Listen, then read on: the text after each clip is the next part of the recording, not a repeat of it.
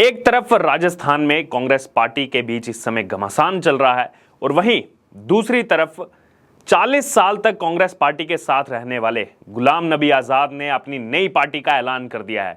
तो चारों तरफ से कांग्रेस पार्टी के लिए मुसीबतें बढ़ती हुई दिखाई दे रही हैं। एक तरफ अध्यक्ष पद का चुनाव चल रहा है और कांग्रेस उसमें पूरी तरह से गिरी हुई दिखाई दे रही है। अलग अलग गुट बन रहे हैं, गुटबाजी की जा रही है, हाईकमान को चुनौती दी जा रही है राजस्थान में विधायकों की तरफ से। और वहीं दूसरी तरफ अगर बात की जाए तो 26 अगस्त को कांग्रेस पार्टी का दामन छोड़ने वाले पूर्व केंद्रीय मंत्री और जम्मू कश्मीर के पूर्व मुख्यमंत्री गुलाम नबी आजाद, जो अपनी पार्टी को लेकर के जो है काफी सारे क्यास लगाए जा रहे थे, अब उन्होंने नई पार्टी का ऐलान कर दिया है और उस पार्टी का नाम रखा गया है डेमोक्रेटिक आजाद पार्टी। गुलाम नबी आजाद ने इस पार्टी का ऐलान करते हुए कहा कि लगभग 1500 से ज़्यादा नाम अलग अलग भाषाओं में, उर्दू, संस्कृत, हिंदी में उन्हें भेजे गए और हिंदी और उर्दू का मिश्रण हिंदुस्तानी है, ये गुलाम नबी आज़ाद ने कहा। और वह चाहते हैं कि नाम लोकतांत्रिक हो, शांतिपूर्ण और स्वतंत्र हो, इसीलिए डेमोक्रेटिक आज़ाद पार्टी ये नाम आखिरकार तय किया गया।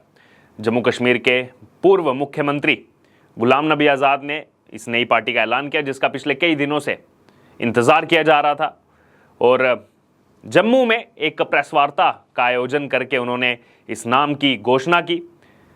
गुलाम नबी आज़ाद ने पिछले महीने ही कांग्रेस से अपना 4 दशकों पुराना नाता तोड़ दिया था और सोनिया गांधी पर, राहुल गांधी पर काफ़ी ज़्यादा संगीन आरोप लगाए थे। और अभी जम्मू के दौरे पर हैं गुलाम नबी आज़ाद, कुछ ही दिनों में वापस दिल्ली लौटेंगे। गुलाम नबी आज़ाद ने इस दौरान कहा कि पार्टी की विचारधारा उनके नाम की तरह होगी और इसमें सभी धर्मनिरपेक्ष लोग शामिल हो सकते हैं।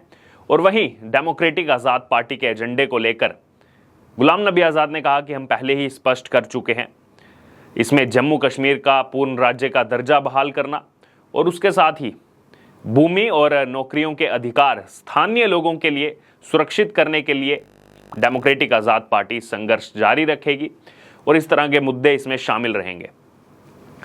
वहीं अगर बात की जाए तो डेमोक्रेटिक आज़ाद पार्टी के झंडे का भी अनावरण इस दौरान किया गया।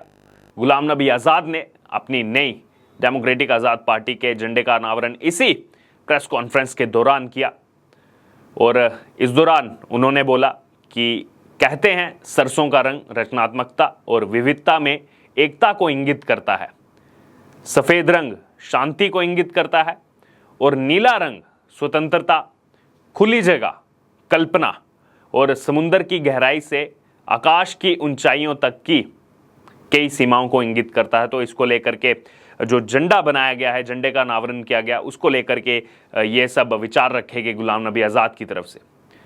अपने जम्मू दौरे के दौरान नई पार्टी के लिए गुलाम नबी आज़ाद ने समर्थकों के साथ चर्चा की थी। साथ में ही दिल्ली में भी पार्टी के नाम को लेकर काफ़ी मंथन किया गया था।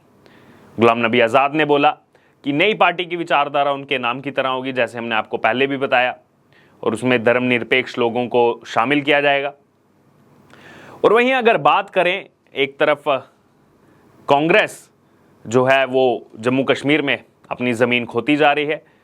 3000 वॉलंटियर गुलाम नबी आज़ाद के साथ जा चुके हैं, जिसमें पूर्व उप मुख्यमंत्री भी शामिल हैं। 26 अगस्त को कांग्रेस के सभी पदों से इस्तीफा देने के बाद गुलाम नबी आज़ाद के साथ जम्मू कश्मीर के पूर्व उप मुख्यमंत्री ताराचंद, कई cabinet minister, former cabinet minister, कई एमएलएस जो पूर्व समय में विधायक थे, फॉर्मर एमएलसी, वो सब जो है गुलाम नबी आज़ाद के साथ शामिल हुए थे। और वहीं नई पार्टी लॉन्च करने की घोषणा भी की गई थी और नाम को लेकर अटकलें लगाई जा रही थी, सुझाव मांगे गए थे और अब आखिरकार वो नाम जो है वो सबके सामने आ चुका है।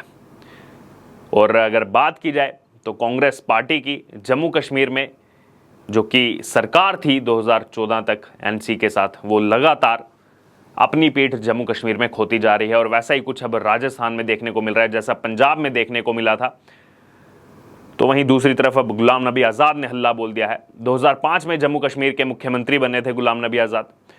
गुलाम नबी आज़ाद के राजनीतिक जीवन की अगर बात की जाए तो 2005 में वो समय आया जब बतौर मुख्यमंत्री के रूप में, जम्मू कश्मीर के मुख्यमंत्री के रूप में उन्होंने अपना कार्यभार संभाला और जम्मू कश्मीर प्रदेश कांग्रेस समिति के अध्यक्ष रहते हुए कांग्रेस ने विधानसभा चुनाव में 21 सीटों पर जीत का परचम लहराया था जब गुलाम नबी आज़ाद के पास ये पद था।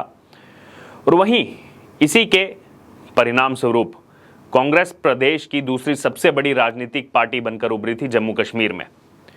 और अगर बात की जाए 2008 में जो अमरनाथ भूमि आंदोलन जम्मू कश्मीर में हुआ था, उसके चलते गुलाम नबी आज़ाद को अपने पद से इस्तीफा देना पड़ा था। उसके बावजूद दोबारा से कोलिशन गवर्नमेंट में कांग्रेस वहां सरकार बना पाई थी। और गुलाम नबी आज़ाद की अगर बात की जाए तो उनको जम्मू कश्मीर में डेकोरेटेड पॉलिटिशियन के रूप में माना जाता है। और वहीं उनके सियासी सफर को अगर देखा जाए तो भद्रवा, डोडा में भद्रवा जो इलाका पड़ता है, वहां से जम्मू कश्मीर विधानसभा के लिए निर्वाचित हुए। जो उनके सामने प्रतिद्वंदी थे उनको एक भारी मात्रा से भारी वोटों से हराया गया था। 2009 में चौथे कार्यकाल के लिए राज्यसभा के लिए चुने गए थे। उसके बाद में उन्हें यूपीए सरकार की तरफ से स्वास्थ्य और परिवार कल्याण मंत्री के रूप में भी जिम्मेदारी दी गई थी। और 2014 में जब मोदी कैबिनेट आई, एनडीए सरकार बनी, उस समय राज्यसभा में विपक्ष के नेता रहे। 2015 में 5वीं बार उन्हें राज्यसभा के लिए फिर से चुना गया था। और अगर पीछे चले जाएं 80 के दशक में, 1980 में गुलाम नबी आज़ाद जम्मू कश्मीर राज्य की यूथ कांग्रेस के अध्यक्ष बनाए गए थे। और 1982 में गुलाम नबी आज़ाद विधि मंत्रालय में उप मंत्री के रूप में भी पद पर चुने गए थे। 1984 में 8वीं जो लोकसभा बनी थी उसमें भी चुने गए थे। यानी कि काफ़ी लंबा इतिहास है गुलाम नबी आज़ाद के साथ देखा जाए पॉलिटिक्स का। और 1985 से केंद्रीय सूचना और प्रसारण मंत्रालय में उप मंत्री के रूप में उन्होंने अपनी सेवा दी। 1990 से 1996 तक गुलाम नबी आज़ाद राज्यसभा के सदस्य रहे। लेकिन अगर बात की जाए यहाँ पर इतने लंबे समय तक कांग्रेस पार्टी के साथ रहने के बावजूद उन्होंने पिछले महीने कांग्रेस पार्टी का साथ छोड़ा और उसके पूरे के पूरे आरोप गांधी परिवार पर लगाए कि किस तरह से गांधी परिवार अपनी मोनोपोली चला रहा है। खास तौर पर जब राहुल गांधी को उपाध्यक्ष बनाया गया, ज़बरदस्ती उनको जिम्मेदारी सौंपी गई, कांग्रेस हाईकमान उनके हाथ में दी गई और उनके फैसले उनके पीए और उनके सिक्योरिटी गार्ड लेते हैं, ये बड़े संगीन आरोप लगाए गए थे। जिसके बाद कांग्रेस पार्टी ने गुलाम नबी आज़ाद पर ही वापस हमला किया था। लेकिन इस समय अगर बात की जाए, पिछले कई हफ्तों से गुलाम नबी आज़ाद जम्मू कश्मीर में है और वहाँ पर लगातार लोगों से मिलना उनका जारी है। वॉलंटरली लोग उनके साथ शामिल हो रहे हैं। आम आदमी पार्टी के लोग भी गुलाम नबी आज़ाद के साथ शामिल हुए हैं और कई बड़े नेता कांग्रेस के गुलाम नबी आज़ाद के साथ जा चुके हैं। तो यहाँ पर एक तरफ जो कांग्रेस भारत जोड़ो यात्रा चला रही है, कांग्रेस अध्यक्ष पद का चुनाव चल रहा है, उसी बीच जम्मू कश्मीर से कांग्रेस का वर्चस्व कम होना और राजस्थान जहां पे वापसी की थी कांग्रेस ने ज़बरदस्त, पिछले विधानसभा चुनाव में 108 विधायक जीत करके आए थे 200 में से, अब उसके लगभग 90 विधायक जो है वो इस्तीफा दे चुके हैं क्योंकि आपस में ही घमासान मचा हुआ है। अशोक गहलोत चाहते हैं कि वो अध्यक्ष बने, उसके बाद सीएम किसको बनाया जाए राजस्थान का, सचिन पायलट का नाम उसमें चल रहा था। लेकिन इसी बीच जो अशोक गहलोत गुट के विधायक हैं वो नाराज चल रहे हैं पार्टी हाईकमान से कि सचिन पायलट को ये जिम्मेदारी ना दी जाए। और इसी के चलते राजस्थान में भी इस समय 2 गुटों में बटी हुई कांग्रेस दिखाई दे रही है। एक खेमा जो सचिन पायलट के साथ है वो भी चुप्पी साधे हुए हैं और वहीं दूसरा खेमा जो अशोक गहलोत के साथ है, जो बिल्कुल इस समय आर पार की लड़ाई में सामने दिखाई दे रहा है। और वहीं अब कांग्रेस पार्टी में इसी बीच ये मंथन चल रहा है कि एक तरफ भारत जोड़ो यात्रा चलाई जा रही है और बीजेपी भी इसको लेकर अब हमलावर है कि सबसे पहले कांग्रेस को टूटने से बचा लें। और भारत तो कहीं से टूटा नहीं है, भारत को क्यों ये इस तरह से नाम दिया गया भारत जोड़ो यात्रा का। और कांग्रेस लगातार टूटती जा रही है। गोवा में हमने देखा विधायक, कांग्रेस के विधायक भारतीय जनता पार्टी में शामिल हुए। जम्मू कश्मीर में कांग्रेस पार्टी के इतने सीनियर नेता पार्टी छोड़ के जा चुके हैं। पंजाब में हमने देखा किस तरीके से कांग्रेस के आपसी घमासान के चलते कांग्रेस पार्टी सत्ता से दूर हो गई।